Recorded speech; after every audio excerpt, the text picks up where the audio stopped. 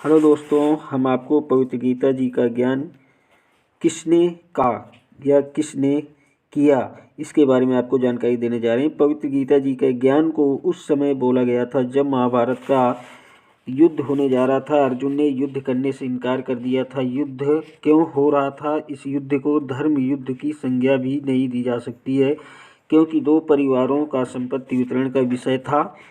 कौरवों तथा पांडवों की संपत्ति बंटवारा नहीं हो रहा था। कौरवों ने पांडवों को आधा राज्य भी देने से मना कर दिया था। दोनों पक्षों के बीच बचाव करने के लिए प्रभु श्री कृष्ण जी 3 बार शांतिदूत बनकर गए, परंतु दोनों ही पक्ष अपनी अपनी जिद पर अटल थे। श्री कृष्ण जी ने युद्ध से होने वाली हानि से भी परिचित कराते हुए कहा कि न जाने कितनी बहन विधवा होंगी, न जाने कितने बच्चे अनाथ होंगे। महापाप का अतिरिक्त कुछ नहीं मिलेगा।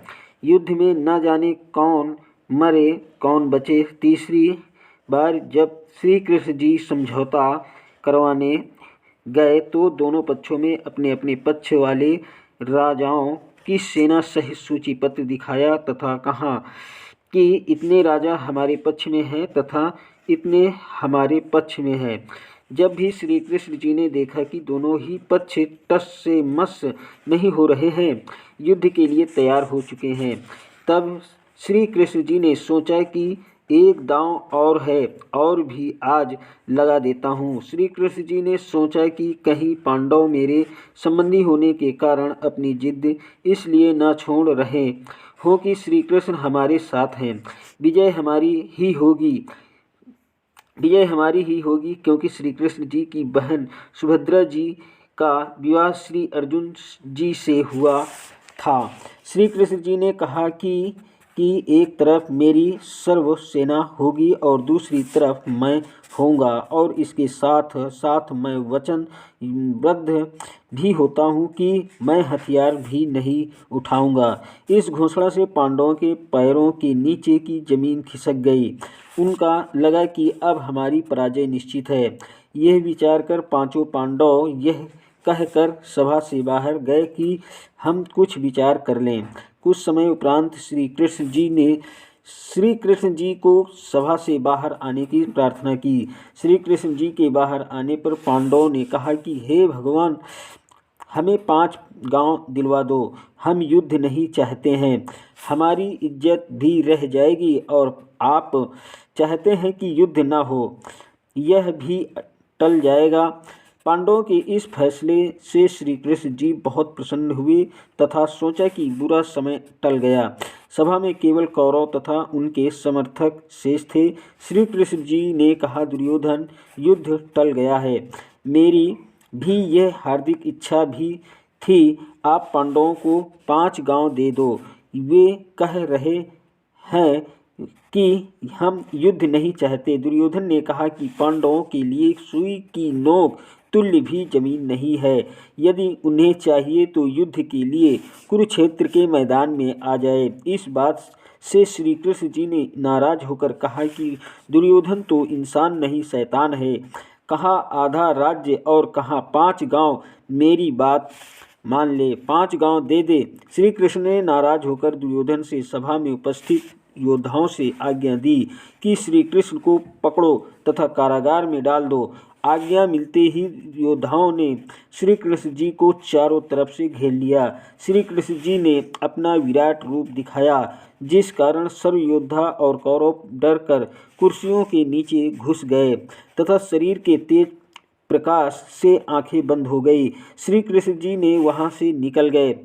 आओ विचार करते हैं कि विराट रूप दिखाने का प्रमाण अंतरिक्ष संक्षिप्त महाभारत गीता प्रेस गोरखपुर से प्रकाश में प्रत्यक्ष है। जब कुरुक्षेत्र के मैदान में पवित्र गीता जी का ज्ञान सुनाते समय पवित्र गीता बोलने वाला प्रभु कहा रहा है कि अर्जुन ने, मैं बढ़ा हुआ काल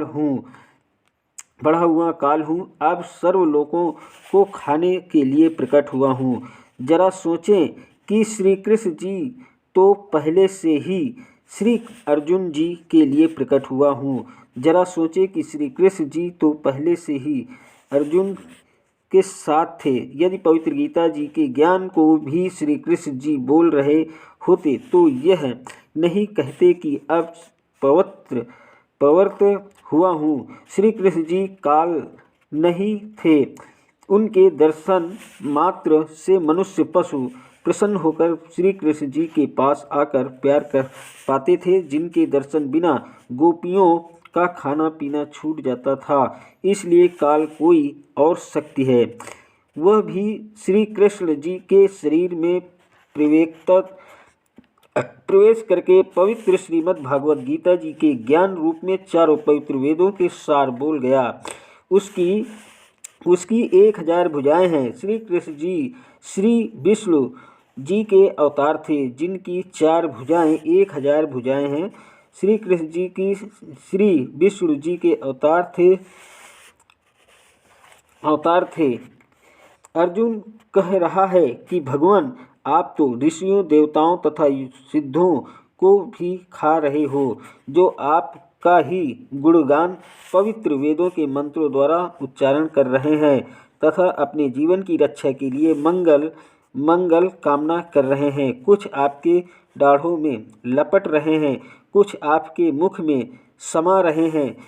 हे सहस्त्रबाहु अर्थात 1000 भुजाओं वाले भगवान, आप अपने उसी चतुर्भुज रूप में आइए। मैं आपके विकराल रूप को देखकर धीरज नहीं कर पा रहा हूँ। पवित्र गीता जी को बोलने वाला प्रभु काल कह रहा है कि हे अर्जुन, यह मेरा वास्तविक काल रूप है, जिसे तेरे अतिरिक्त पहले किसी ने नहीं देखा था। उपरोक्त एक तथ्य तो यह सिद्ध हुआ है कि कौरवों की सभा में विराट रूप श्री कृष्ण जी ने दिखाया था तथा यहाँ युद्ध के मैदान में विराट रूप काल ने दिखाया था। नहीं तो यह नहीं कहता कि यह विराट रूप तेरे अतिरिक्त पहले किसी ने नहीं देखा है, क्योंकि श्री कृष्ण जी अपना विराट रूप कौरवों की सभा में पहले ही दिखा चुके थे। दूसरी यह बात सिद्ध हुई कि पवित्र गीता जी को बोलने वाला काल है, न कि श्री कृष्ण जी, क्योंकि श्री कृष्ण जी ने पहले कभी नहीं कहा कि मैं काल हूँ तथा बाद में कभी नहीं कहा कि मैं काल हूँ। श्री कृष्ण जी कल नहीं हो सकते। उनके दर्शन मात्र को तो दूर दूर क्षेत्र के स्त्री तथा पुरुष तड़फड़ा करते थे। विराट रूप क्या होता है? विराट रूप आप दिन के समय या चांदनी रात्रि में, जब आपके शरीर की छाया छोटी लगभग शरीर जितनी लंबी हो या कुछ बड़ी हो, उस छाया के सीने वाले स्थान पर 2 मिनट तक एक टक देखें, चाहे आँखों से पानी भी क्यों न गिरे। फिर सामने आकाश की तरफ देखें, आपको अपना ही विराट रूप दिखाई देगा, जो सफ़ेद रंग की आसमान को छू रहा होगा। इसी प्रकार प्रत्येक मानव अपना विराट रूप रखता है, परंतु जिनकी भक्ति शक्ति ज़्यादा होती है, उनका उतना ही तेज अधिक होता जाता है। इसी प्रकार श्री कृष्ण जी भी पूर्व भक्ति शक्ति से सिद्ध युक्त थे। उन्होंने भी अपनी सिद्ध शक्ति से अपना विराट रूप प्रकट कर दिया, जो काल के तेजोमय शरीर से कम तेजोमय था। तीसरी बात यह सिद्ध हुई कि पवित्र गीता जी बोलने वाला प्रभु काल सहस्त्रबाहु अर्थात 1000 भुजा युक्त है तथा श्री कृष्ण जी तो बोलने वाला श्री कृष्ण जी श्री विष्णु जी के अवतार हैं, जो 4 भुजा युक्त हैं। श्री विष्णु जी 16 कला युक्त हैं तथा श्री ज्योति निरंजन काल भगवान 1000 कला युक्त हैं। जैसे एक बल्ब 60 वाट का होता है, एक बल्ब 100 वाट का होता है, एक बल्ब 1000 वाट का होता है। रोशनी सर्व बल्बों की होती है, परंतु बहुत अंतर होता है। ठीक इसी प्रकार दोनों प्रभुओं की शक्ति तथा विराट रूप का तेज भिन्न भिन्न था। इस तत्व ज्ञान के प्राप्त होने से पूर्व जो गीता जी के ज्ञान को समझाने वाले महात्मा जी थे, उनसे यह दास रामपाल दास प्रश्न किया करता था कि पहले तो भगवान श्री कृष्ण जी की 3 बार शक्ति दूत बनकर गए थे तथा कहा था कि युद्ध करना महापाप है। जब श्री अर्जुन जी ने स्वयं युद्ध करने से मना करते हुए कहा कि हे देवकी नंदन, मैं युद्ध नहीं करना चाहता हूँ, सामने खड़े स्वजनों व नातियों तथा सैनिकों का होने वाला विनाश देखकर मैंने अटल फैसला कर लिया है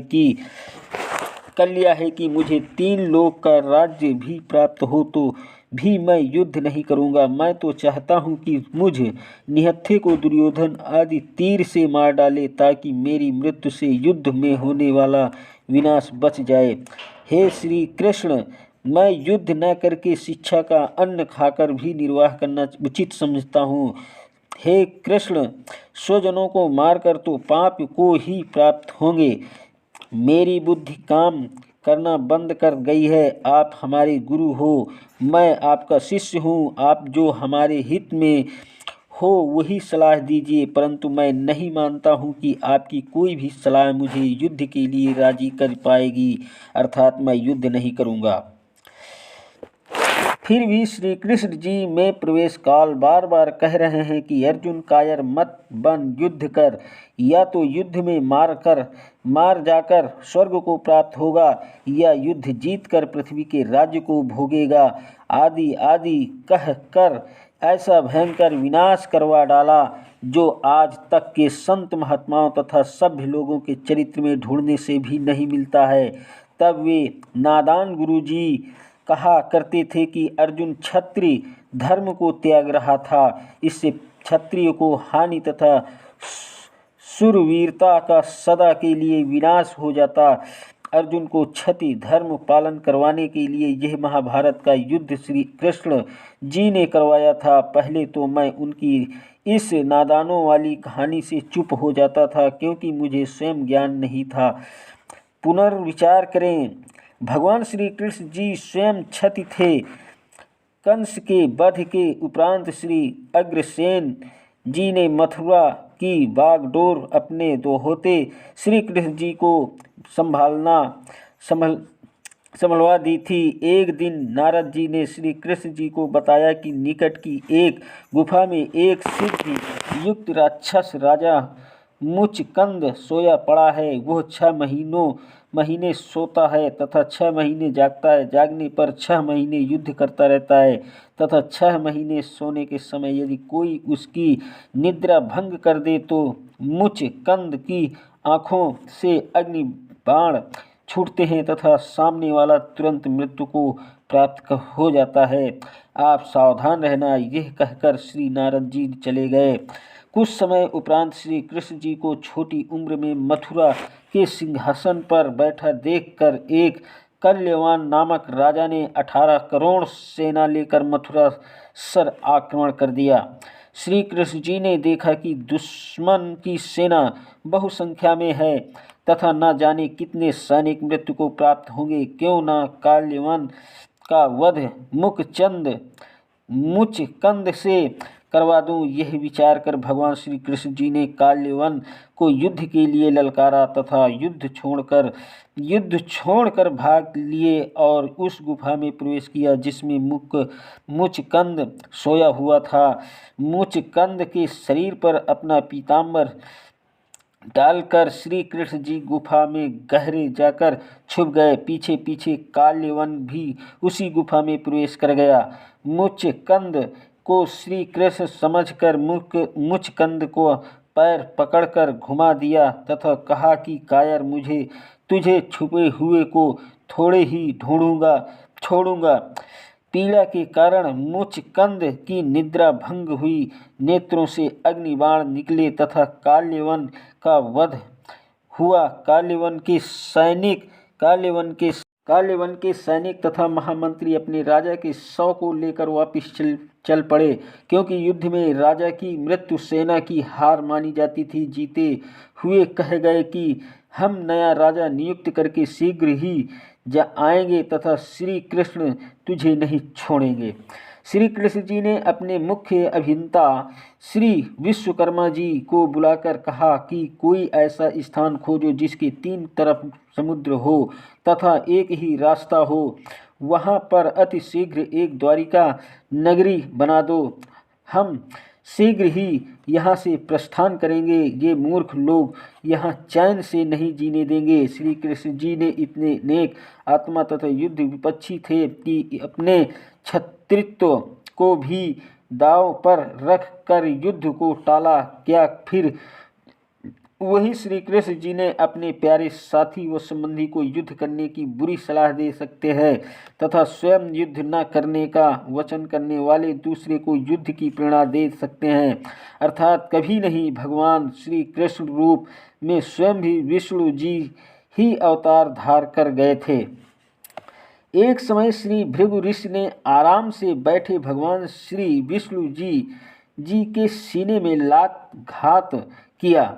श्री विष्णु जी ने श्री भृगु ऋषि जी के पैर को संभालते हुए कहा कि हे ऋषिवर, आपके कोमल पैर को कहीं चोट तो नहीं आई? क्योंकि मेरा सीना तो कठोर पत्थर जैसा है। यदि श्री विष्णु जी युद्ध प्रिय होते तो सुदर्शन चक्र से भी भृगु जी के इतने टुकड़े कर सकते थे कि जितनी गिनती न होती। वास्तविक यह है कि काल भगवान जो 21 ब्रह्मांड का प्रभु है, उसने प्रतिज्ञा की है कि मैं अपने शरीर में व्यक्त रूप में सबके सामने नहीं आऊँगा। उसी ने सूक्ष्म शरीर बनाकर प्रेत की तरह श्री कृष्ण जी के शरीर में प्रवेश करके पवित्र गीता जी का ज्ञान तो सही कहा, परंतु युद्ध करवाने के लिए अटकलबाजी में भी कसर नहीं छोड़ी। कल कौन है यह जानने के लिए पढ़िए दृष्ट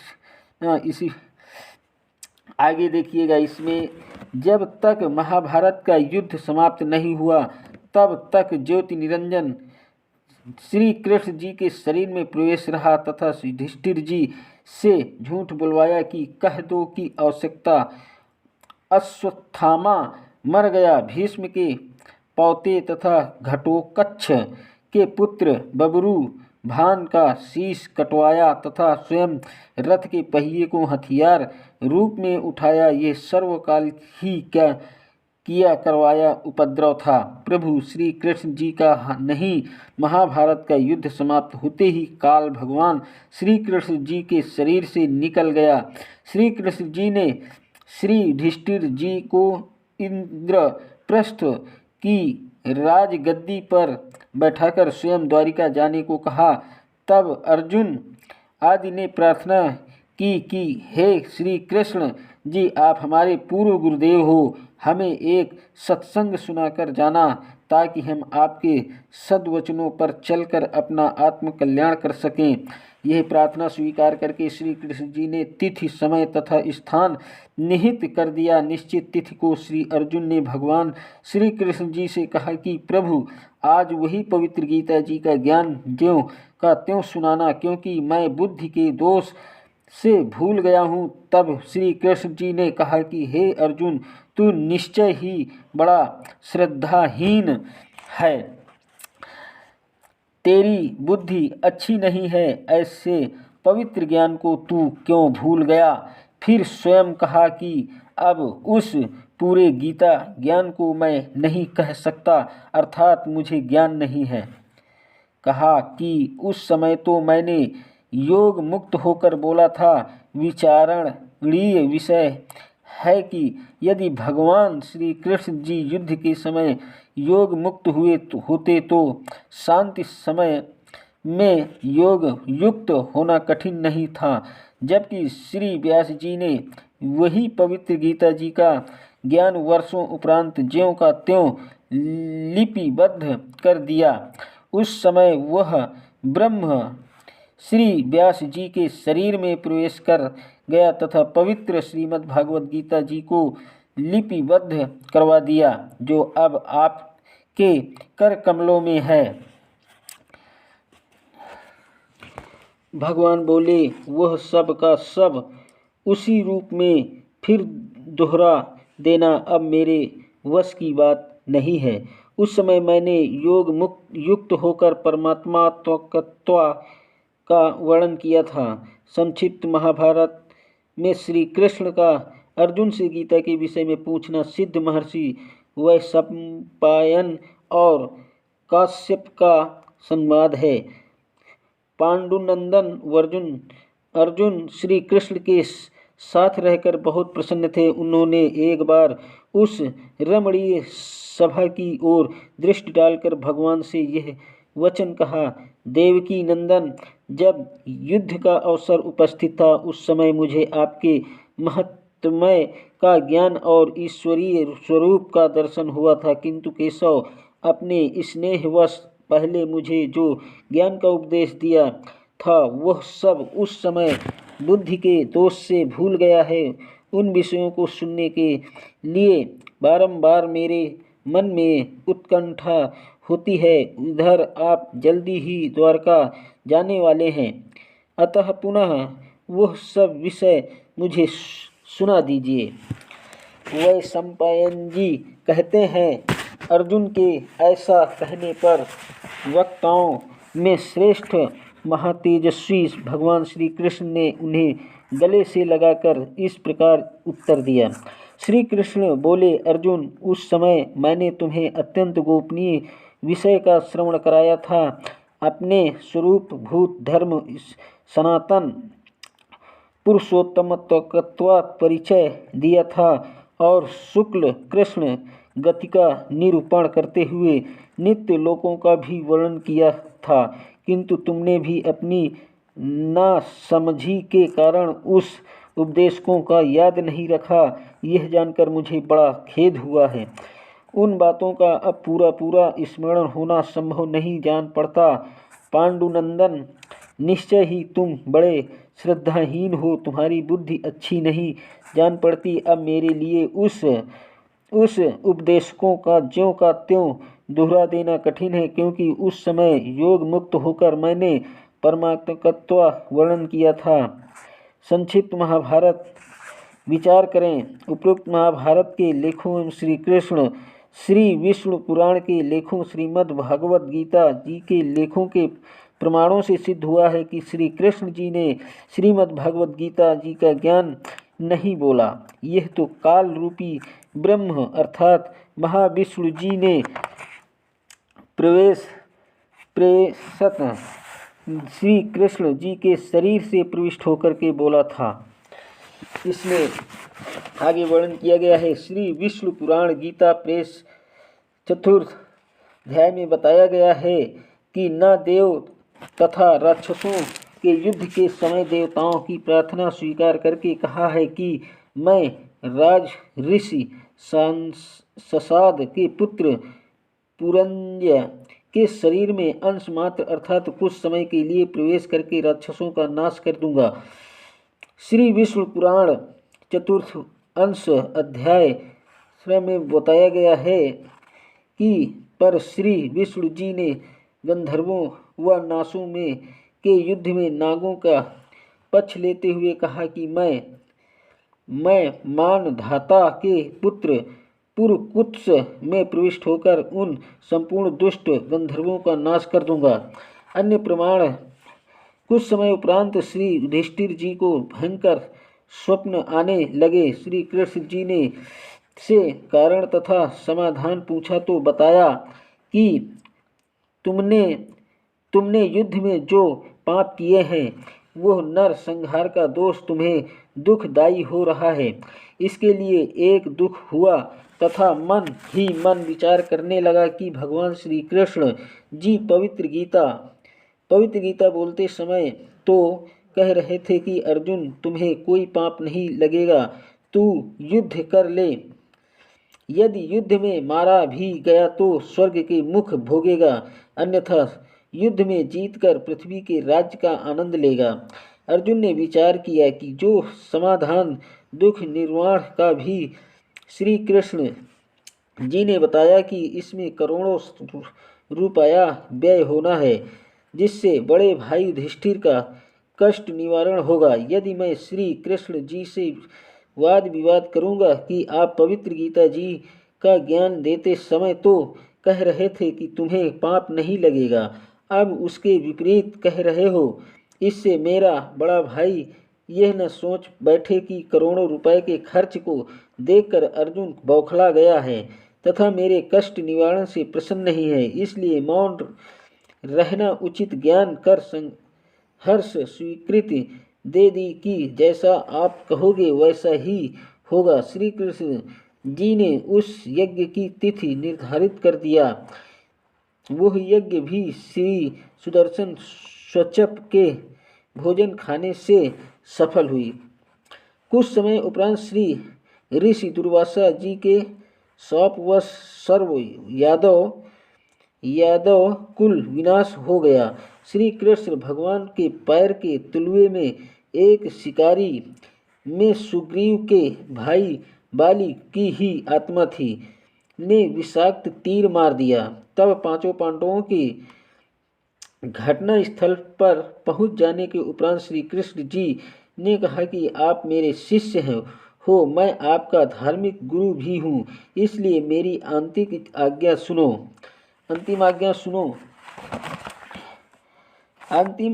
सुनो। एक तो यह है कि अर्जुन द्वारिका की सर्व स्त्रियों को इंद्रप्रस्थ ले जाना, क्योंकि यहाँ कोई नर नहीं बचा है, तथा दूसरे आप सर्व पांडव राज्य त्याग कर हिमालय में साधना करके शरीर को गला देना, क्योंकि तुमने महाभारत में युद्ध के दौरान जो हत्याएं की थी तुम्हारे शीश पर वह पाप बहुत भयंकर है।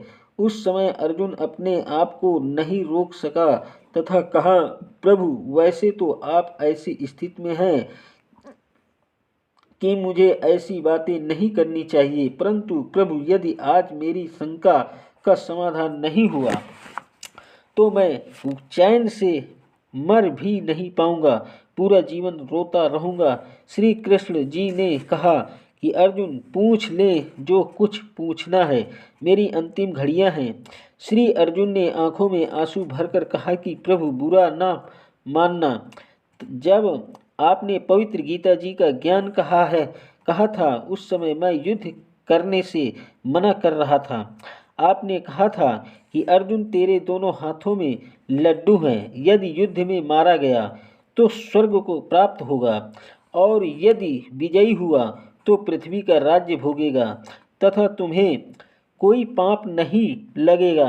हमने आप ही की देख रेख व आज्ञानुसार युद्ध किया।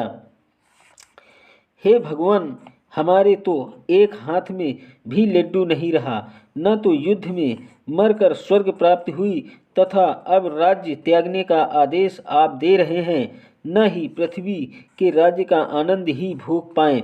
ऐसा छल युक्त व्यवहार करने में आपका क्या स्वार्थ था? अर्जुन के मुख से यह वचन सुनकर युधिष्ठिर जी ने कहा कि अर्जुन, ऐसी स्थिति में जबकि भगवान अंतिम श्वास गिन रहे हैं, आपका शिष्टाचार सहित व्यवहार शोभा नहीं देता। श्री कृष्ण जी ने कहा कि अर्जुन, आज मैं अंतिम स्थिति में हूँ, तुम मेरे अत्यंत प्रिय हो। आज वास्तविकता बताता हूँ कि कोई खलनायक जैसी और शक्ति है जो अपने को यंत्र की तरह नचाती रही। मुझे कुछ मालूम नहीं मैंने गीता में क्या बोला था, परंतु अब मैं जो कह रहा हूँ वह तुम्हारे हित में है। श्री कृष्ण जी यह वचन अश्रुयुक्त नेत्रों से कहकर प्राण त्याग गए। उपरोक्त विवरण से सिद्ध हुआ कि पवित्र गीता जी का ज्ञान श्री कृष्ण जी ने नहीं कहा, यह तो ब्रह्म ने कहा है, जो 21 ब्रह्मांड की स्वामी है।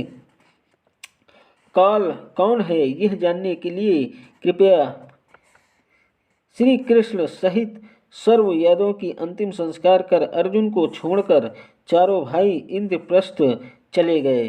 पीछे से अर्जुन द्वारिका की स्त्रियों के लिए आ रहा था।